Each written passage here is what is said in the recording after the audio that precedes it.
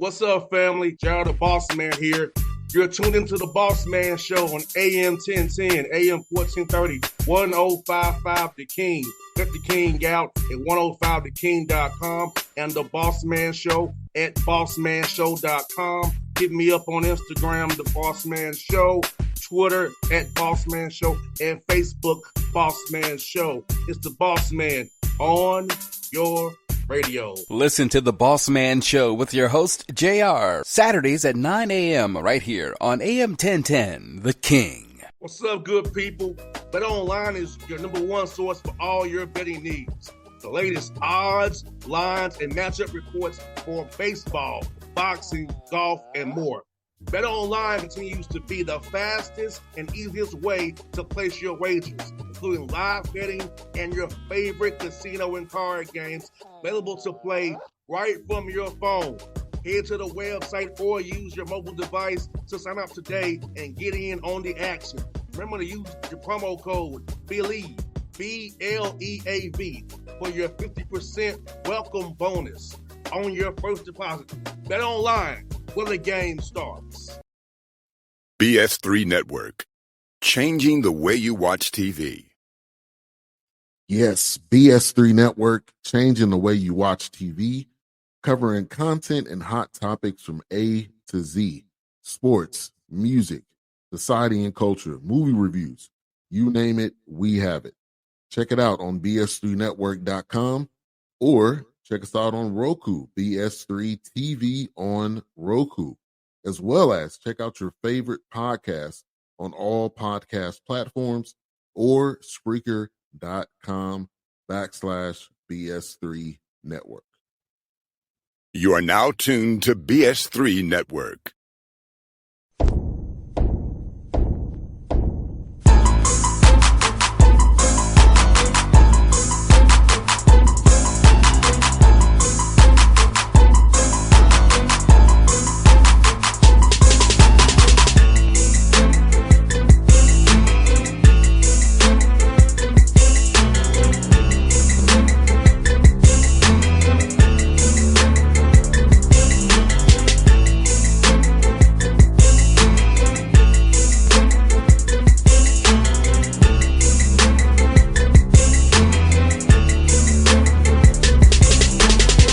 Folks, back on the Bossman Show here with a living legend, Coach Kelvin Sampson, the Houston Cougars, here with me on the Bossman Show. Coach, how things down in H-Town today, man?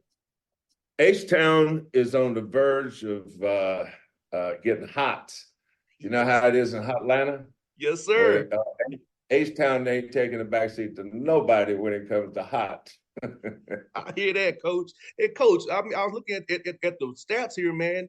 You're heading to your 10th year, man, and you know it's business that we both love and enjoy. Basketball is crazy, and to be somewhere going into a 10th year, talk about longevity and what this meant to you and your family and this program in business where they change sometimes after 1 or 2 years there and a new coach comes in. Well, when I left the NBA to come over here, I thought this university, the basketball program, had a lot of potential, but I really wanted to make it a family venture. My son had just gotten fired at Appalachian State. My daughter was in a job that she didn't really enjoy, and I told my wife, I said, I think we're going to take this job, but there was a nepotism law that we had to negotiate and get around. But once they gave me the thumbs up that I could hire Kelvin and Lauren, we just jumped in with 2 feet. Now we just finished our 10th year. And so, I go back to April of 2014 to now May of 2024. It's just been a wonderful journey, and anytime you accomplish anything, there's so many people involved. I've got a ladder here in my office that we use when we cut nets down, and I think that ladder represents all the people that have their hands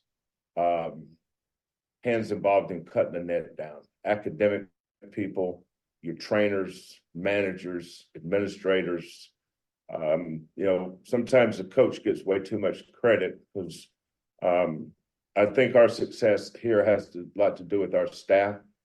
My staff is full of former players.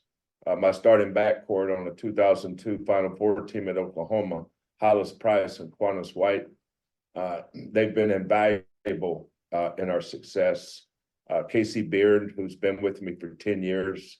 So I think our secret sauce has been able to keep our staff together, and so many people that have not said no, allowed us to strive for greatness and try to get this program at the level we have has very much been a joint venture.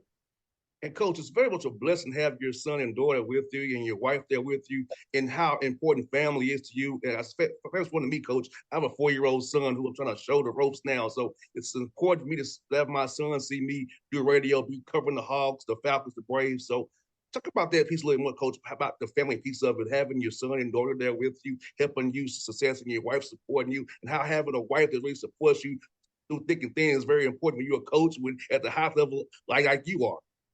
Yeah. No, it doesn't happen without a supportive wife, a wife that is comfortable in her own skin, because she's had to share her husband with so many people. Every time we go out in public, or all the hours that she spends alone because we're practicing our teams. But at this point in my career, I think that's one of the things I enjoy most, is coming to work every day, knowing that I can walk down one hallway and see my son, Kelvin. I walk down another hallway and see my daughter, Lauren, and look over two doors down and see kids that I recruited and coached, kids that I've worked with, that are all committed to this program, and it's been a godsend. I've been very blessed to have people that are committed to helping these kids. One of the things I don't give advice a lot unless it's asked, but I think it's really important for young coaches to never forget why they chose to get into coaching to begin with. Don't let outside things influence your why. My dad was a high school coach during segregation in North Carolina back in the 50s and 60s. And that's when I was growing up in North Carolina. And so I remember where he started, and I remember how I got started. And he motivated me to want to help kids reach their dreams, develop them on the court, off the court, see them reach their potential, get the most out of them, see their success, and then bask in their success. It's always been about the players and teaching and mentoring, and then the relationships you build with those kids after they leave you. Some of the kids I've coached early in my career are grandfathers. That tells you either that I'm too old or maybe I've been around too long. But it's been a blessing to see the players I've coached have success and build relationships with them and stay in touch with them over the years. That's something that I really enjoy. And Coach Sampson, when you was a player, did you envision becoming a coach while you were playing, or did that kind of come after you got through playing? Probably after. I was a political science major in college, and always the guy that I kind of influenced me from afar. I read an autobiography about Thurgood Marshall, and reading about him and the things that he did, whether it was the NAACP, Brown versus Board of Education. I just saw the difference he was making in people's lives, and being a sounding board or being a voice for the oppressed. That's something that really resonated with me, and I wanted to help other people. So I majored in political science. I actually took the LSAT law school exam, got accepted to law school, but my mother was way smarter than I was. She pulled me in when I was I think second semester of maybe first semester of my junior year. I went to a small college in North Carolina called UNC Pembroke. Played basketball and baseball there. And she said, one day you may want to teach or coach, and it's not a bad idea to get a double major. So I started taking classes to become a teacher in the School of Education. Had to get certified to teach. I did my student teaching, and back then was about the time when affirmative action started taking place in universities, recruiting minority students. So I took the LSAT with I have a twin sister who was in pharmacy school at the University of North Carolina in Chapel Hill. And I went up to Chapel Hill and took the GRE, which is the entrance or test for grad school. Well, long story short, I wound up at Michigan State University getting a master's degree. And but being at Michigan State then and being around my father, my mother, I was so lucky that my mom and dad had such a great influence on me. And I think that they influenced me to help others. They I'm from a little country town in North Carolina. My dad was revered. Everybody looked up to Mr. Ned. That was his name was John Willie, but everybody called him Mr. Ned. And my mother was a nurse, and everybody called her Miss Eva. And those two were such guiding lights for me. And when somebody child was sick, they'd come to our house at all hours of the night for mama to check her. My dad, when practice was over, back then they didn't have seat belts. You could put eight or nine kids in a 5-seater, just sitting on top. But he'd take them home at night because they didn't have a ride after practice. But the impact he had on their lives, and the thing that I noticed was that they never forgot him. And that was, I said, you know what? It's amazing the impact he's had on this community and these kids in this community and these parents. And couple that with Thurgood Marshall, I knew I wanted to be a servant. I knew I wanted to serve others, and so I used that as a platform to help me. And here I am. I think I've been doing this since 1980. So what's that? 44 years. 44 years later, I'm still grinding, man. Yes, sir, Coach. It's funny you say, because my dad was a high school coach as well, and my mother was a counselor. So, and I got my MPA, Coach. I took the GRE too. Get my MPA. So we have some similar backgrounds here, Coach. Yeah. But my mother and father being helpful and being servant of others, that kind of, on this radio show I have, Coach, the last 15 years, Coach, I'm about helping people put their programs out there and be about relationships, not transactional, but relationships, and really showing support and love of everybody, because I want people to succeed and do well. So got that from my parents, who grew up in a town in Atlanta, Coach, where they couldn't cross North Side Drive after dark. That's how old my parents are. So having older parents in their 80s, that kind of was passed down to me, who's almost 40 now. Yeah, no, that's right. I was, but when you grow up in the South, and I was born in 1955. When you think of, I think the Brown versus Board of Education, the most transformative court case in the history of minority people was 1954. So growing up then, people says, well, what was it like? It was great. My mom and daddy loved me.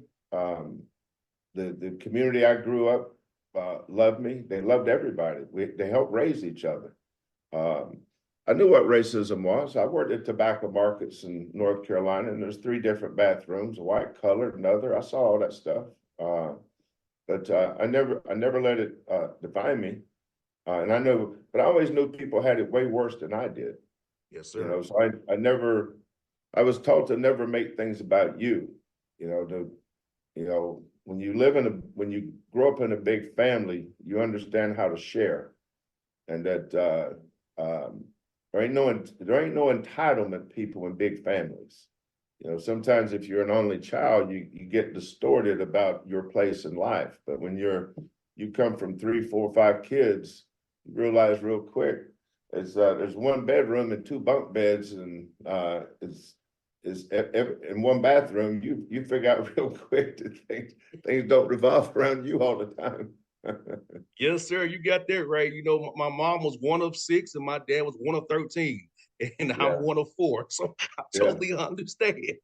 That's right. I was one of 4 too. I had three sisters, and they all went on and did good things, and I'm proud of all of them. Yes, sir. And coach, I'm asking this, coach, for a young man who wants to be a part of your program, what do you look for in their character traits that really stand out to you off the court for them to be a part of your program on the court? You know, there's a lot of kids that love to play basketball, Yes, sir. but they don't love to work at it. I like kids that eat it, breathe it, and sleep it. And sometimes those are not things that you can touch or feel, but you've got to see it. So when we're recruiting a young man, I evaluate him before I recruit him.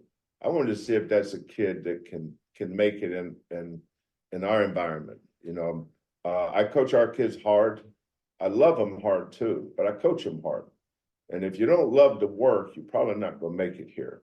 You know, I think we've been in the 10 seasons we've been here. I think we've had in our top 10 players every year for 10 years, we've had 3 kids transfer in 10 years, which means we've done a pretty good job evaluating kids that can make it here. And the other thing we look for is kids that are unselfish, that have dreams and goals. You know, not this year's team, last year's team, we had the number 8 pick in the draft. Jarris Walker went to Pacers. We had the number 25 pick in the draft, Marcus Sasser, who went to the Pistons. And then we've had, I think we had 7 kids play in the NBA this year.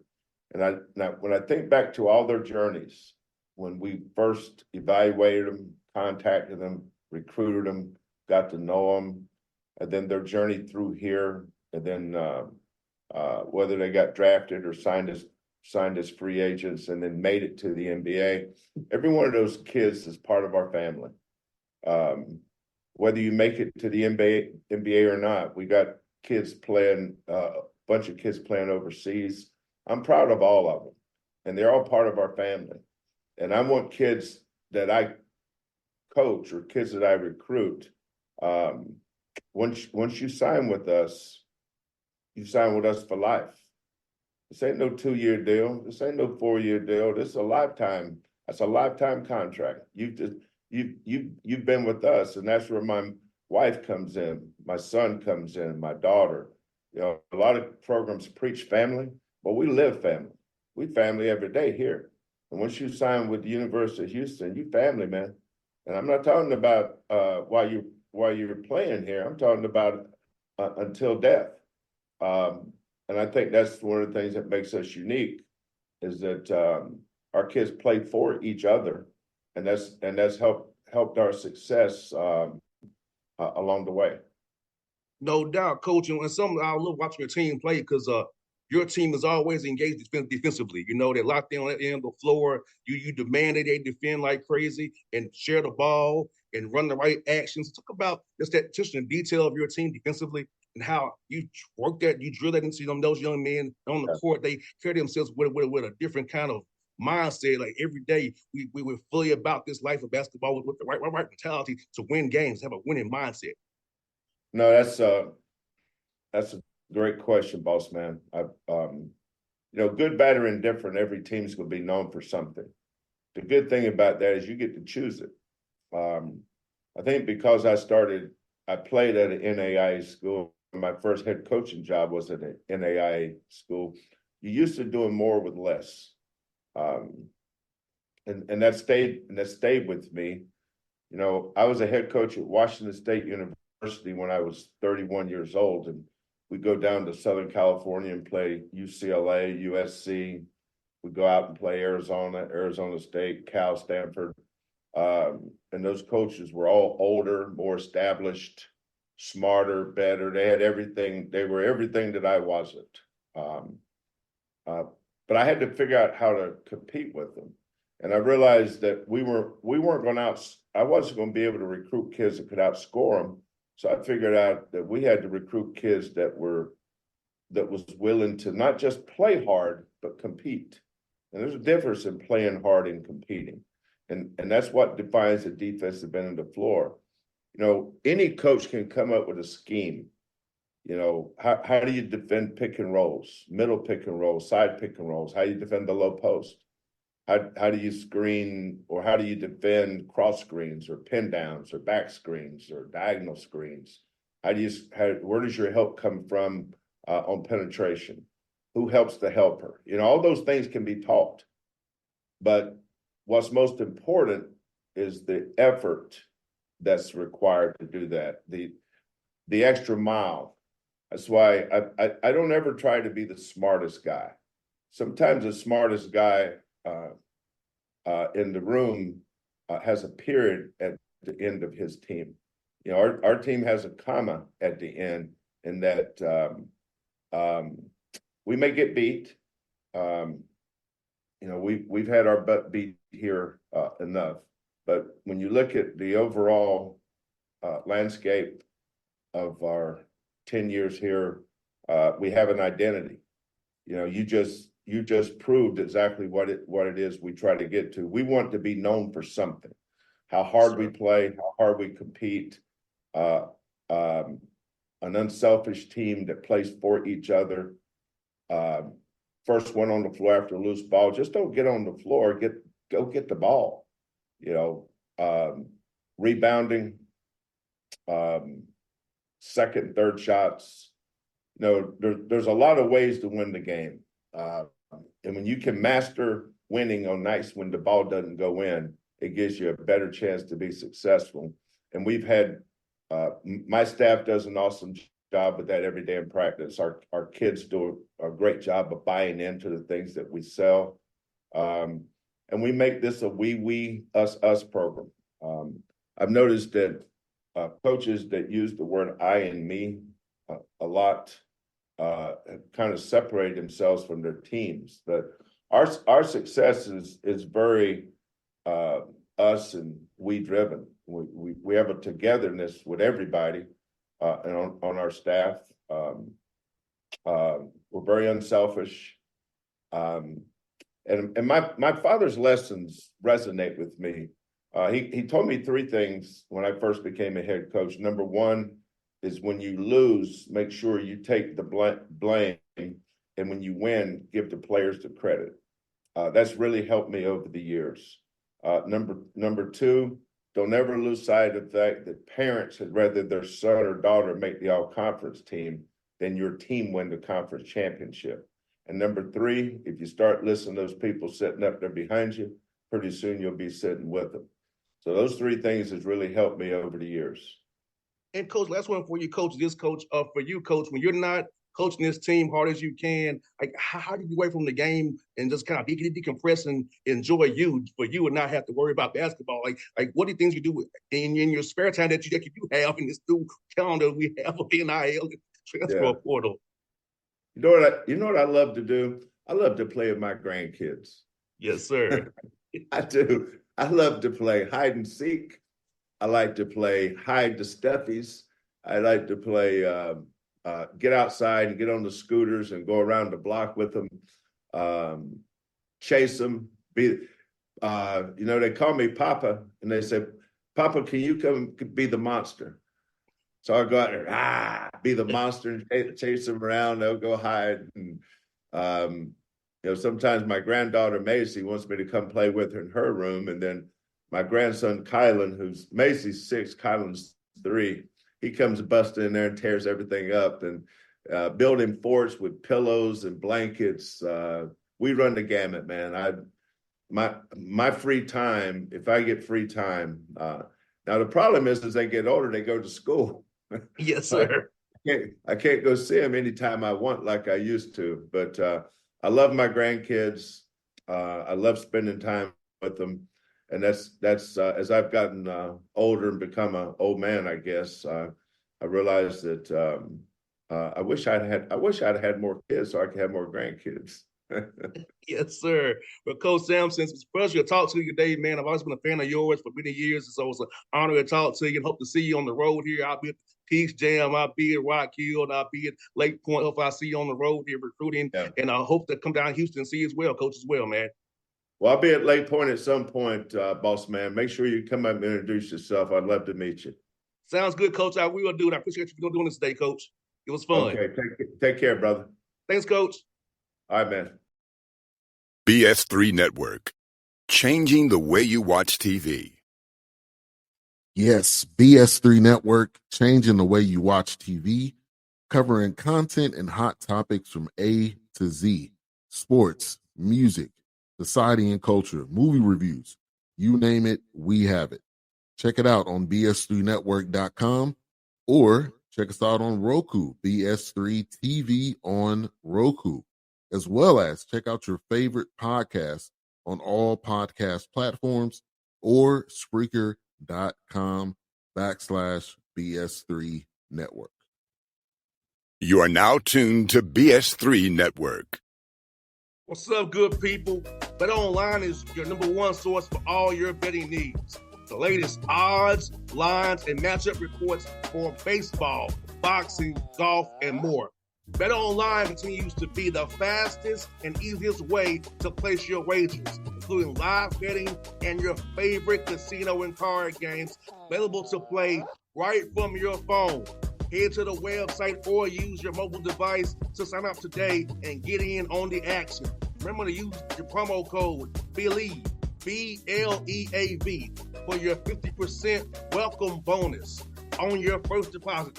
Bet Online, where the game starts. What's up, family? Gerald the Bossman here. You're tuned into the Bossman Show on AM 1010, AM 1430, 1055 The King. Check The King out at 105theking.com and the Bossman Show at bossmanshow.com. Hit me up on Instagram, The Bossman Show, Twitter at Bossman Show, and Facebook, Bossman Show. It's the Bossman on your radio. Listen to The Bossman Show with your host, JR, Saturdays at 9 a.m. right here on AM 1010, The King.